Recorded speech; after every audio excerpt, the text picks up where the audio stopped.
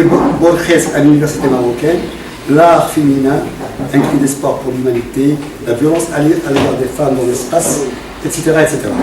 Les ouvrages coordonnés par Madame Zoran Koubi sont nombreux. Je cite quelques-uns. Les femmes artistes de Meknes Tafilat, la violence fondée sur le genre au Maroc et en Espagne, la rêve d'une femme, lecture dans l'heure de Fatima Bounissi, etc., etc. Beaucoup d'œuvres, beaucoup de livres coordonnés par Madame Zoran.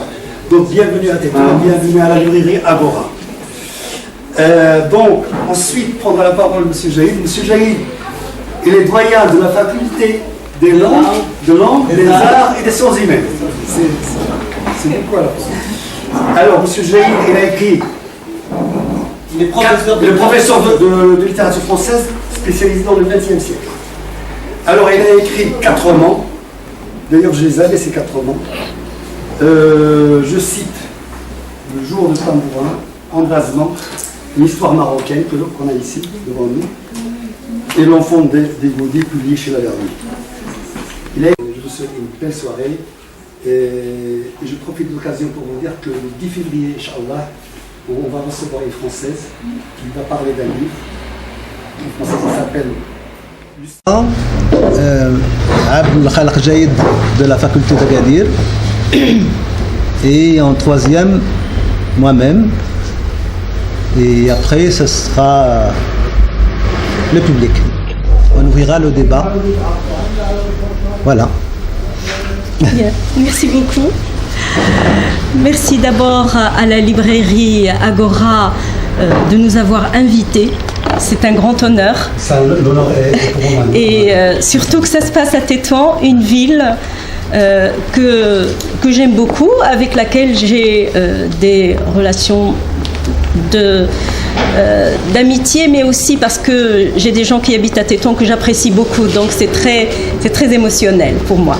Et aussi de me trouver dans ce lieu, cet espace magnifique, tapissé d'œuvres picturales, d'œuvres livresques, et nous allons parler du livre et de la bibliothèque.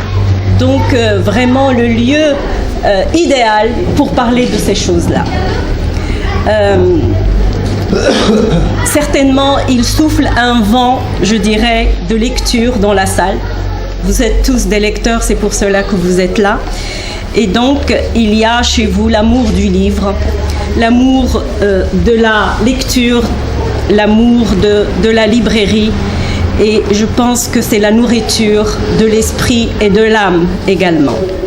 J'ai intitulé mon intervention, avec bien sûr l'accord de mon ami Najib, un hommage au maître. Il me semble que c'est un hommage, un véritable hommage. Il n'y a pas meilleur hommage que celui qui reste tracé avec les mots, bien sûr, de la raison rationnelle, mais aussi du cœur. Il y a du cœur dans le livre. Donc, je vais parler un peu de tout ça et je vais vous dire, je vais vous confier quelque chose, c'est que quand mon ami Najib m'a demandé de faire une lecture de son texte, je me suis dit, qu'est-ce qu'il me demande? En fait, qu'est-ce qu'il me demande de faire? Ce qu'il me demande de faire, c'est de présenter une lecture de son ouvrage. Kilito, voilà le titre, Kilito, pourquoi le professeur de français est dans la bibliothèque, qui est, me semble-t-il, ce livre, cet ouvrage de Najib, est une lecture transversale de l'œuvre de Kilito, plus exactement de certains de ces aspects qui l'ont attiré tout particulièrement. Ma grande frayeur, ma peur, c'est que mon intervention n'apporte pas grand-chose à ce que Wasmine développe brillamment dans son ouvrage. Je pense que ma mission est de susciter le désir de lire chez le lecteur éventuel. Et donc, il ne sera pas question dans mon intervention de résumer l'ouvrage, mais plutôt, comme le fait Wasmine avec le grand Kilito, m'arrêter sur ce qui concorde avec mes choix, mon expérience de lectrice de Kilito, ce qui croise en fait mes centres d'intérêt personnels. Que Najib me le pardonne. Donc, l'opération dans laquelle je me suis engagée, en fait, est une opération complexe. Je vais vous dire pourquoi. Kilito et Westmead, deux destins qui se croisent. S'y ajoute le mien, parce que mon ami Najib m'y a impliqué. Décidément, ma tâche est ardue. Une véritable gageure, une drôle de situation qui me met face à un défi difficile à relever, parler de l'auteur Westmead écrivant sur un autre auteur, Kilito, et qui n'est pas des moindres. D'accord ? N'est-ce pas quelque chose d'étrange ? Je deviens ainsi lectrice d'un lecteur de Kilito, commentatrice du commentateur d'un commentaire, c'est dans le prélude, c'est toi-même qui le dis dans le prélude. Commentateur d'un commentateur, donc commentatrice du commentateur d'un commentateur, parce que Kilito lui-même est commentateur, bien évidemment, des textes de la littérature et de la culture arabe classique. D'accord ? Donc, c'est quand même assez vertigineux, du pur Borges, c'est un peu borgésien, hein ?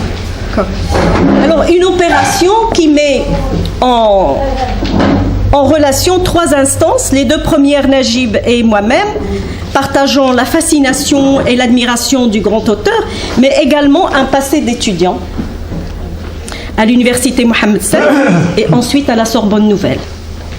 Étudiant, disciple de Kilito aussi, si j'ose dire, hein, parce que nous avons eu Kilito comme professeur dans les années fin des années 70, début des années 80.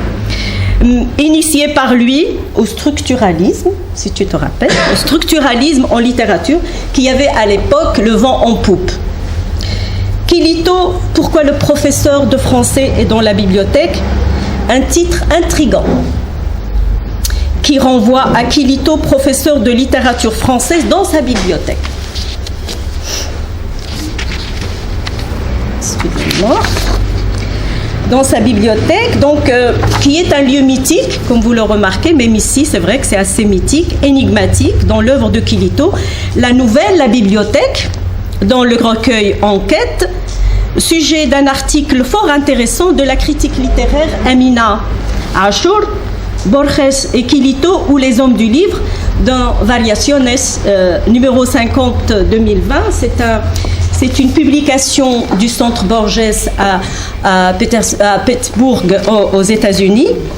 Et donc elle a publié où elle a publié cet article. En fait, c'est une publication dans laquelle il y a les actes du colloque sur Borges qui a eu lieu à Meknès en 2019. Donc, dans cet article sur Borges et Kilito, les hommes du livre, Kilito est dans la bibliothèque et il est l'homme du livre. Je reviens à la nouvelle qui s'intitule La bibliothèque. Il est question d'un enfant dans la bibliothèque qui court un danger mortel, qui est le prix de la curiosité interdite et de l'intrusion dans une bibliothèque d'un autre temps. D'un autre temps, ça fait penser un peu aux Arabes, à la littérature arabe classique. La bibliothèque, lieu énigmatique, effrayant aussi parce qu'il devient dangereux. Alors, dans la nouvelle de Borges, la bibliothèque de Babel, là je parle d'une autre nouvelle de Borges, qui est la bibliothèque de Babel dans son recueil Fiction de 1941. La bibliothèque est un univers, donc est tout un univers. Les habitants lecteurs naissent et meurent, s'entretuent et périssent empoisonnés ou balancés du haut des étagères. Ce garçon, le garçon de la nouvelle de Kilito, est peut-être le narrateur de Dites-moi le songe, qui petit a lu pendant sa maladie les 1001 nuits. Et là, je me réfère à la nouvelle Ida, à la fenêtre du recueil, du roman plutôt Dites-moi le songe. Dès le début de son ouvrage, Wasmine affiche son choix de la bibliothèque arabe ancienne de Kilito. Ce dernier est présenté comme un auteur déambulant parmi les anciens, dont la compagnie lui révèle les trésors d'un savoir nécessaire à son appréhension du présent. L'une des missions du professeur dans sa bibliothèque est de jeter les ponts entre le passé et le présent, dans deux langues admirablement mises au service de la littérature et de la culture universelle. Tout en faisant valoir l'intérêt constant et la passion de Kilito pour la littérature et la culture arabe, Wasmine démontre avec ingéniosité la richesse et la diversité de l'intertexte dans lequel puise Kilito dans ses délicieuses analyses. Une érudition intimidante est à l'origine du rapprochement de textes issus de temps et d'horizons divers. Nous assistons avec surprise et curiosité à une succession de références. Ainsi, une histoire des mille et une nuits, l'histoire du pêcheur avec l'Afrit, nous entraîne vers le mythe d'Oedipe, vers le récit philosophique de Hayy ibn Yaqdhan, d'Ibn Tufayl, jusqu'à arriver à l'histoire du prophète Moïse. Et ça continue. La ruse du pêcheur qui le sauve, c'est grâce à la ruse qu'il est sauvé des griffes de l'Ifrit. Cette ruse fait écho à celle de l'ingénieux Ulysse, échappant au cyclope Polyphème. La boucle se referme. Excusez-moi.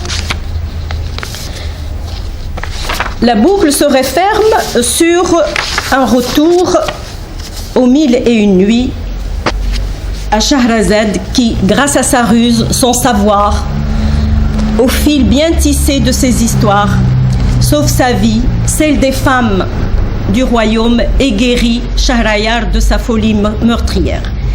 Le comparatisme dans l'œuvre de Kilito est illustré le long du texte de Wasmine. Texte classique et d'Occident, texte arabe et mythologie grecque, dialoguent constamment et s'éclairent mutuellement dans une relation spéculaire des plus surprenantes. L'une des pages lumineuses de cet ouvrage, parce qu'il y en a beaucoup, tout le livre est lumineux, mais il y a une page qui a attiré mon attention tout particulièrement et que j'ai envie de partager avec vous. Je vais lire un paragraphe si vous le permettez, parce que j'y trouve un compte-rendu exquis des interactions fertiles entre les textes de cultures différentes. Alors, il est à la page 95. Je pense...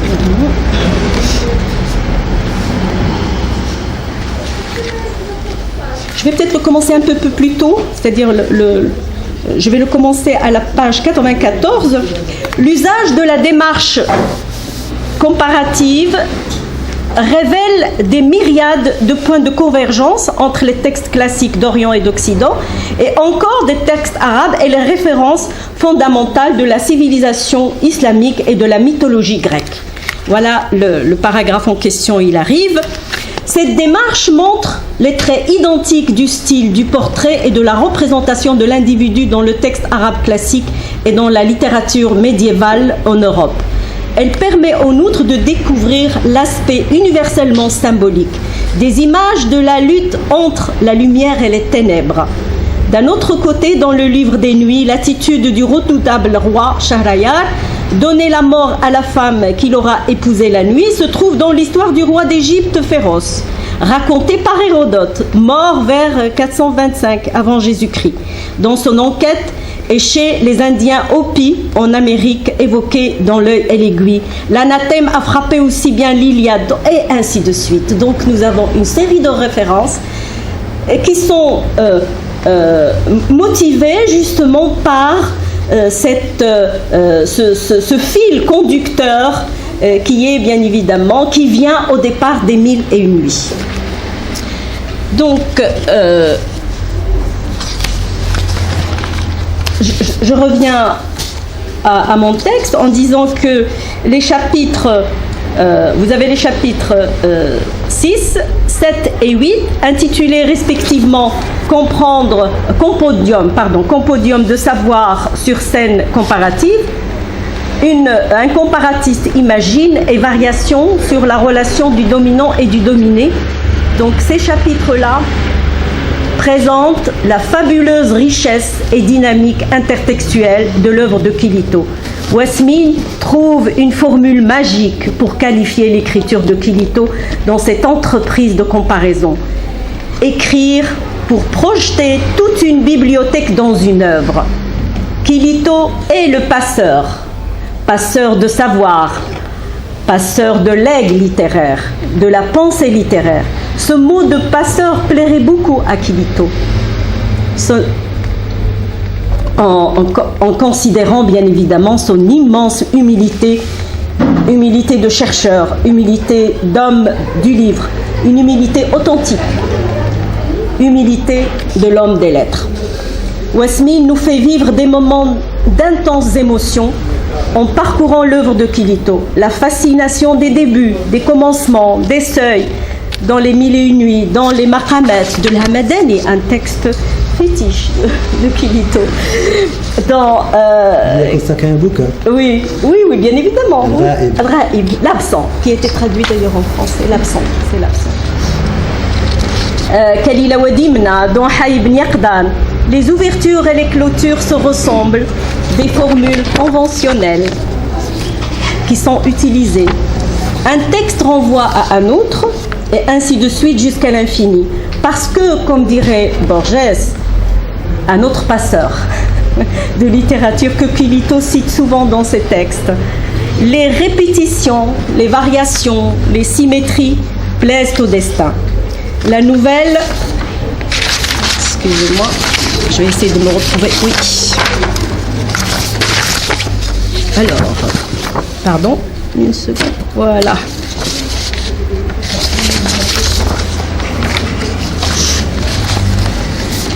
Cette citation se trouve dans la nouvelle La Trame, dans L'auteur et autres textes. Il dit aussi « Le rêve d'un homme fait partie de la mémoire de tous ». C'est dans Martin Fierro, toujours dans L'auteur et autres textes. Borges soutient dans ses dialogues avec Osvaldo Ferrari qu'il est important que le livre il est important que le livre rencontre son lecteur, car s'il ne le rencontre pas, il a été écrit en vain. Je peux affirmer avec certitude que les livres de Quilito ont trouvé non seulement leurs lecteurs passionnés et complices, mais ils séduisent et fertilisent la littérature mondiale et ne cessent d'engendrer d'innombrables textes et de faire le bonheur des lecteurs dans le monde entier. N'est-ce pas là la mission essentielle de la littérature? Il est évident que Wasmine est un brillant et intelligent lecteur de Quilito. Il lui rend un hommage vibrant en offrant au lecteur un ouvrage fascinant qui retrace merveilleusement le parcours littéraire exceptionnel d'un auteur exceptionnel. Et merci. Merci Zohra. Bravo Zohra.